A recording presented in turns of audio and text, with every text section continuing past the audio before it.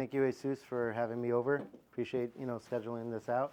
Thank you all for all your valuable time. I really appreciate that. I know you guys are all, working hard, relentless, determined, and looking to achieve your goals, right? Everybody here, is here for the same reasons. We all want to achieve a certain level of success, whatever success is to us, and that's individual, right? So I have a digital marketing agency I've been running since 2017.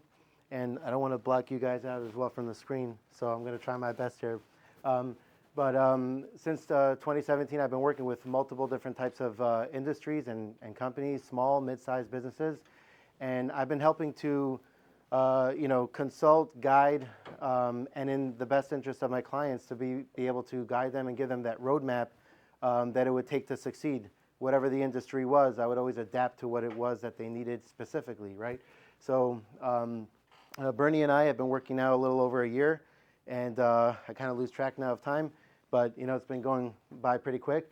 And thankfully, we've been seeing a lot of great success in Bernie's growth as a health insurance agent. So I'm gonna dive right in. I'm gonna try to keep it to the point as much as I possibly can, and as it relates to you guys as health insurance agents. So. Just scrolling down here, I'm talking here, I want to start with typically as related to marketing in general, digital marketing, marketing in general, top 10 problems, if we can get that back on. Yep, there we go. Top 10 marketing problems that health insurance agents often face.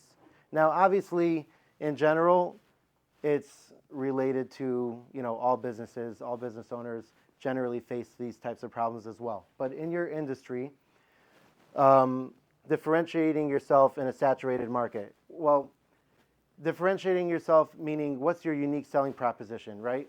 What makes you different? Even though the services that you offer may appear to be the same, what makes it different can be so many different factors that make you unique, right?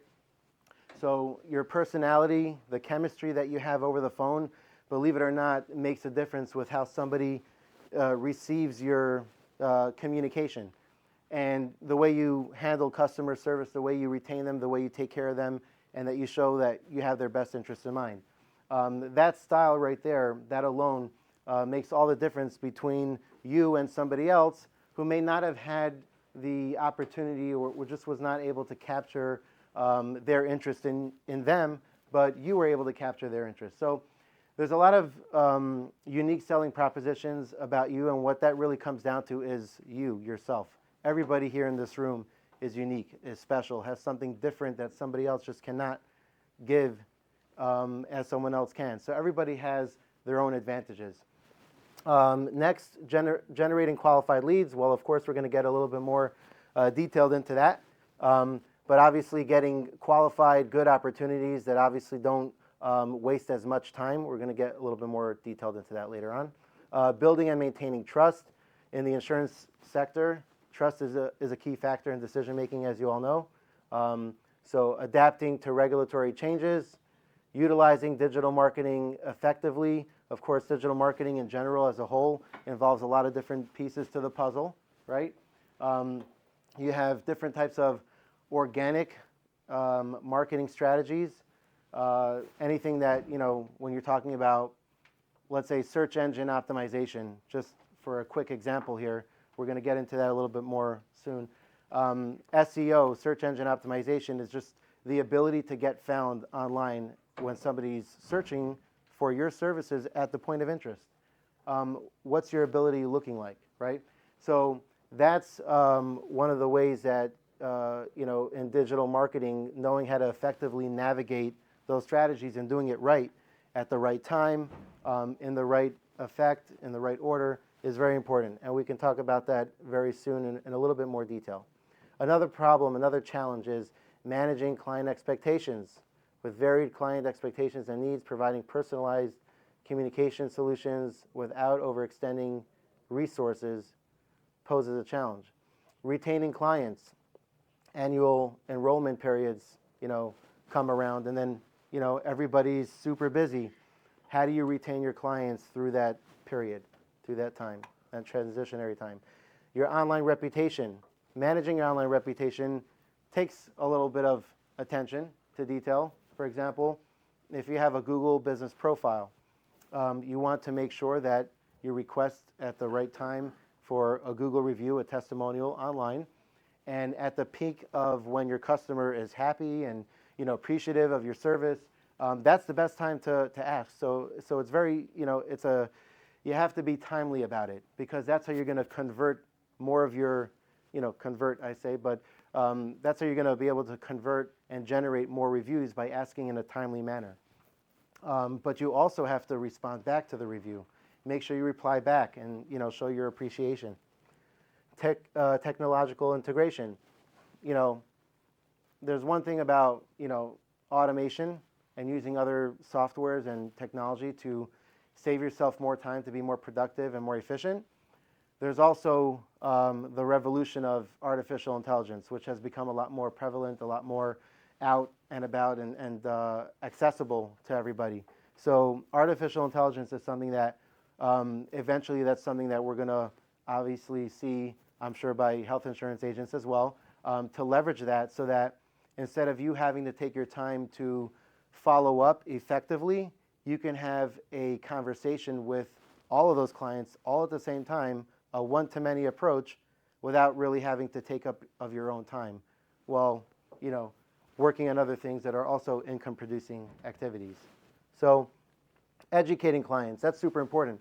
A lot of clients out there think that they can just go to the marketplace and do it all themselves, but little do they know, the experience that you have can potentially save them thousands of dollars.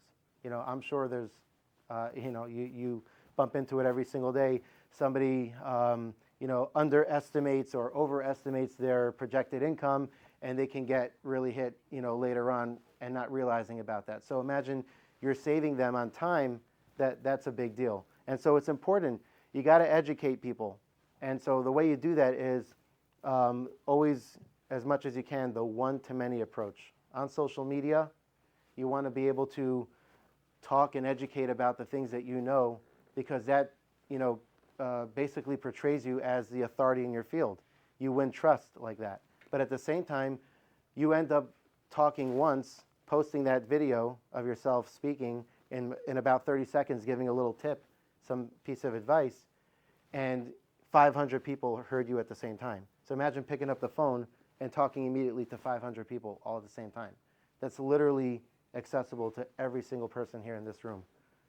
How many people have a Facebook profile here? Can I get a raise of hands? There you go. So with your Facebook profile, family, friends, people that that are within your sphere of influence, right? Your, people that know you in your network. Those are the people that, if nothing else, would be the lowest hanging fruit to go after and say, hey, this is what I do.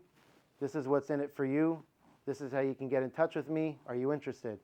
And those are the people that you can definitely, post on your Facebook profile, and they'll share, comment, like, because they already know you. And so you have a little bit of a rapport with them. So that's kind of in a nutshell, some of the problems as facing health insurance agents as far as marketing and operations and how to kind of manage your time wisely. I'm going to jump now into some strategies and solutions that give you an unfair advantage. And what I mean by unfair advantage is, generally speaking, let's kind of pull the, let's talk about lead generation for a second. We all have many, many leads and opportunities that are in our pipeline, right? And depending on the source of where we got them from, have a higher chance of potential closing rate. Now, if let's say you have 5 leads, for example, in your CRM, and let's say other agents may have the same leads that they're also going after. So let's say you are, reaching out to them for the first time. Nobody else had reached out to them before. Let's say you have a 25% closing rate. That's fair enough. But if somebody else is also reaching out to them at the same time, it's now 25% of 25% of 25%.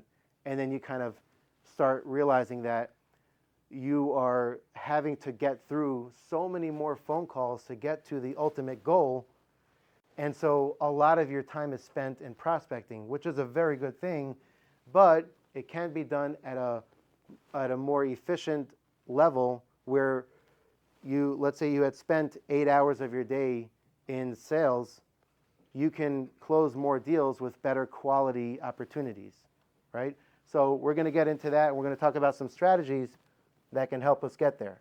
And remember, a lot of these strategies, we can get started on our own. You don't need a marketing agency to have to take care of it for you. A lot of this you can do on your own as well, and you can get to learn it. So let's get started here. Introduction to online marketing. Let's look at this pipeline here.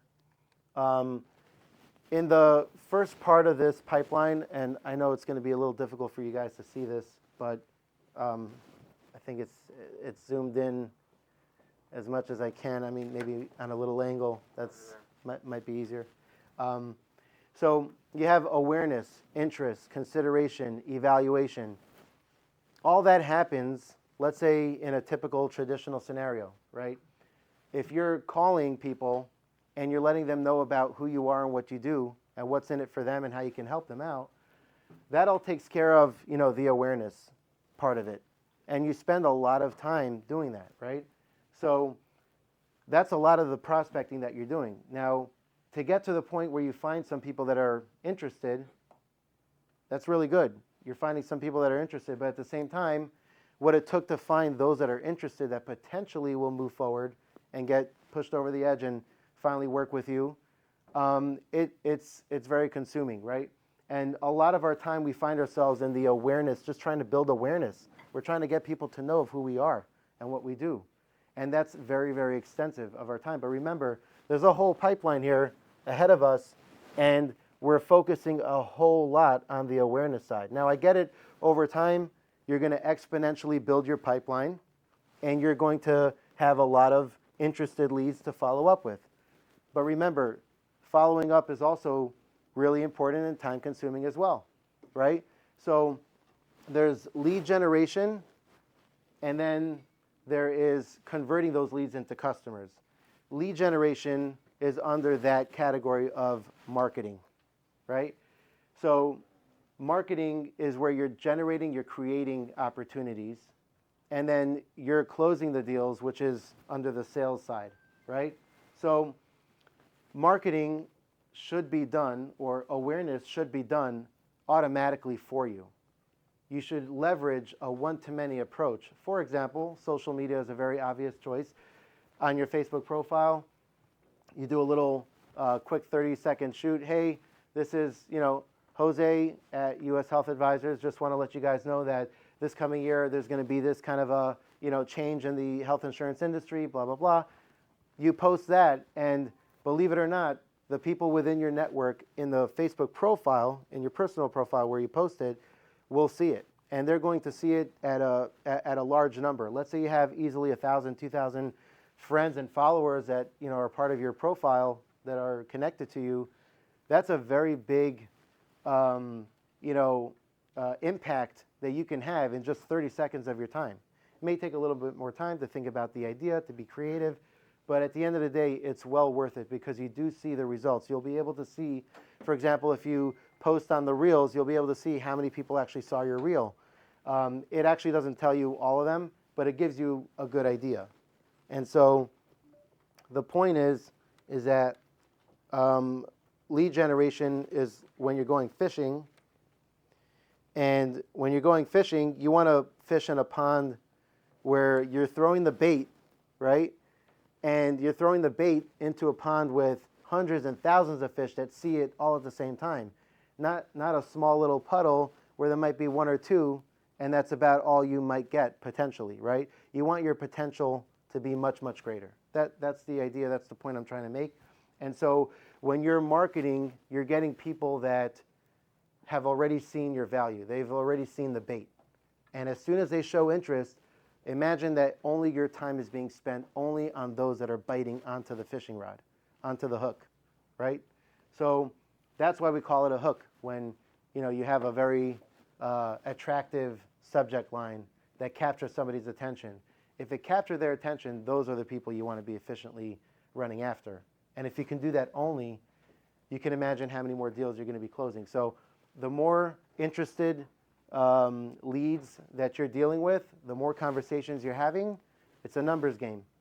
The more deals you're going to close. Now, if you're spending a lot of your time kind of feeling like you're running on a treadmill, getting burnt out because you're calling after, one call after the other, but not necessarily achieving the results that you need in order to buy back a little bit of, your time and energy and effort, then eventually you can potentially burn out based on the results you're getting from the effort and the input you're putting in. So how do we resolve that? How do we get rid of those problems where we don't have to deal so much with, the running on a treadmill? So let me get to that point. All right. So awareness, interest, desire, and action. Desire and action is kind of where sales falls into play. But this part of it, so it kind of gets a little, mushed together where, sales includes awareness. And I don't think that sales should include awareness. It shouldn't be that you're proactively going after people so that you can make yourself aware. Now, obviously, there's a point when you're starting out where it makes sense based on, the resources that you have. But it gets to a point where there must be a transition where you're no longer focusing on creating awareness for yourself, but you're trying to create desire over the phone, meaning educating them and making them realize the value, and then taking action and getting them to take action and close and follow through with your health insurance services. And that's where you want to be spending your time mostly. And that's kind of where I think a lot of health insurance agents find themselves, where they're focusing a majority of their time on the awareness side. They're trying to just generate awareness. They're trying to get the word out that I do health insurance. So here's how we can resolve that. This is a picture of somebody you guys might know. Is that Bernie? Okay. There's a handsome dude right there. Bernie has a personal brand, and the reason why is because the professional messaging and style and his ability to even create storytelling and his ability to have a conversation over the phone, and the first impression, you don't get a second chance for a first impression. So his professionalism online confirms with people who want to double check and see, is this guy really what he says he is, right? How full of is he, right? And so, blank. So starting off by having that foundation of having a place where people can go and look at your online storefront and verify that it is you, who you say you are, and what you can do for them, it increases your conversion rate to close the opportunity, without a doubt. And that's why I like to start there, because if you have a place already, an office, people always ask, do you have an office? Well, what, did you suspect that I don't do what I say I do? People want to know that you are established, that you've been doing this for a little bit so I can trust in you, right? So the website immediately captures that trust and that credibility. So having that messaging, the website, some personalized, personal pictures up and close about you, the real estate agent, not necessarily the brokerage that you're working for, because they're working with you. They're personally working with you. They're trying to get to know you. They're trusting in you. That's why you want Bernie on the front page. And I think that goes a long way. So a professional website, professional branding, that's a good foundation to get started with. Customer, can I add something in that absolutely, go ahead. So something that I've noticed too, and why I want to emphasize a lot on this, right? When I get inbound calls, the first thing that people think is that I'm the one that's answering the call. And they're like, oh, I'm actually talking to Bernie. And they're like, yes, this is me. I'm actually the one that's talking to them. And just from this stuff alone, when people call me, it's just a different shift in conversation, right? Where they're automatically getting an impact that I'm actually the direct person that's talking to them, right? They were going to actually think that another assistant was going to answer the call, book the appointment. The whole reason why he has set this up for me, he gave me this idea to do it most like that, you look at other websites that you guys Google, you're gonna see that they're big time companies and have a personality, right? They don't. There's no story behind it. So when people are calling this, it's just so much easier. Like I've seen it so much easier as night and day. There's been a night and day difference. So Yep. that's something I just wanted to add there. Yeah, well said. And that's the way it goes. And we all know that, ourselves being on the consumer side, what do? We're going out, with the missus to a restaurant or something. You're right away looking at Google reviews. What are other people saying about this restaurant? It's just because it's the most accessible, fastest way to get the answer that you want. Nobody cares about anything else. We don't care how long the restaurant has, been around. Like we're not looking for another friend that we're going to think of who may have gone to the restaurant. The fastest, most convenient way is what we're looking for. We're living in a time and place where instant gratification sometimes, although it does work against us in many ways, but that's really like the change in the fact that we have access at our fingertips to the world at large just through our mobile device, and we still call it a phone. Funny enough, but I mean it really is above and beyond just a phone. That's for sure. So. SobalHealth.com, that's Bernie's website. You can take a look. I think it's a very exemplary website of to give you great ideas of what you would like for yourself, and that's what have that in mind. Now, the customer relationship management software. I'm sure most of you are using a CRM. Yep, Ringy. Okay, so. The CRM, people will say, hey, how do I know the return on investment on brand? And it's a big question. The truth is it's very hard. It's like trying to, like Gary Vee likes to throw out, if any of you know Gary Vee, he likes to say, like, how do you score parenthood? Is there a number? Is there a system? You can't really give it a return on investment, right? A number. Nevertheless, the CRM actually is the middleman between like branding and sales. Because you can attribute, if you're really careful and diligent about your CRM, you can attribute where you're getting your leads from. One of the most important questions is, hey, John, thanks so much for calling me. Could you tell me where you found me from? Like, was it radio, the billboard? I mean, I would love to know. And by knowing that and putting that into your CRM, eventually you can start seeing the numbers. Oh, wow, this guy remembered that he found me on Facebook. Many times people don't remember, but if you ask, you'll get an answer if you ask on the first, conversation. But the CRM will give you a great return on investment, give you analytics, and over time, over years, you'll be able to see a specific trend that's working well for you. So the CRM is super important to maximize your lead follow-up, because the fortune is in the follow-up, right? And it also helps you to attribute what marketing strategies are actually working for you. Now, one thing that might be working for someone else, it doesn't necessarily mean it'll work just as well for you. It always varies. So you want to keep your own records as well. So the CRM is super important to know your brand ROI. SEO strategies for health insurance. So Google, as Bernie knows, as other health insurance agents that I do work with, all realize and acknowledge that Google is a place where people are searching for health insurance services. And therefore, an SEO strategy makes sense because SEO doesn't involve paying per click as opposed to Google Ads. Nevertheless, it's somewhere on the first page, or the goal is to be on the first page without paying per click. So if you're organically showing up there, no matter how many people click on that on your website or whatever is ranked on Google, you won't pay for it. So generally speaking, over a year, SEO can be, and beyond the year, SEO can be a great long-term strategy. Google Ads for lead generation. So I had to ask ChatGPT to give me something.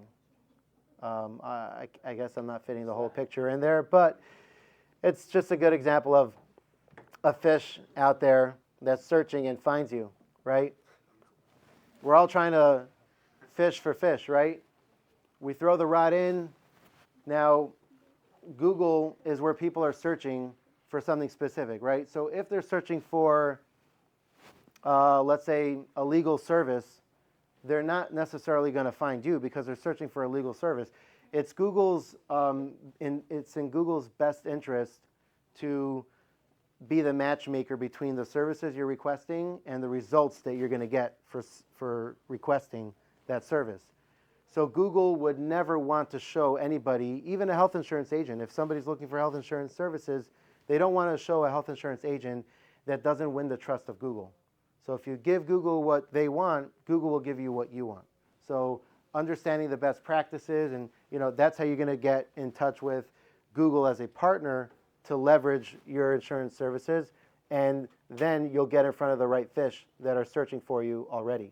So marketing makes sales a lot easier because these are people that are already aware of you, they already have an interest, and they're coming to you. You're not just randomly going to them trying to find out whether they're interested or not. So there's a big difference, and that's very, very important to realize, because if you're trying to hit a certain sales number, so sales is very linear. It's very straightforward.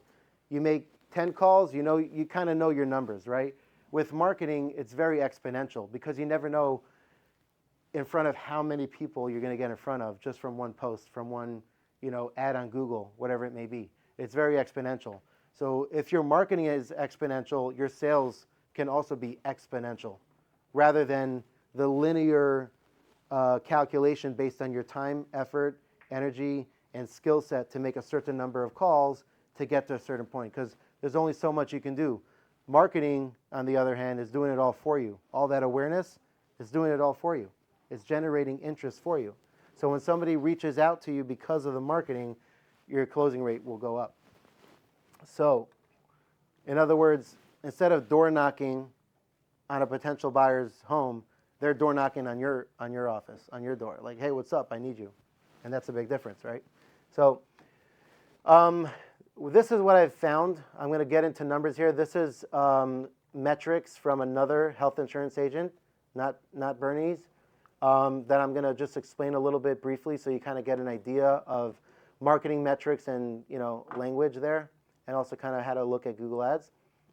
So what I found is that closing rates are starting at easily 20%, sometimes 50%, on the amount of leads that you generate from Google, when done right? I mean, you can generate a lot of tire kickers too.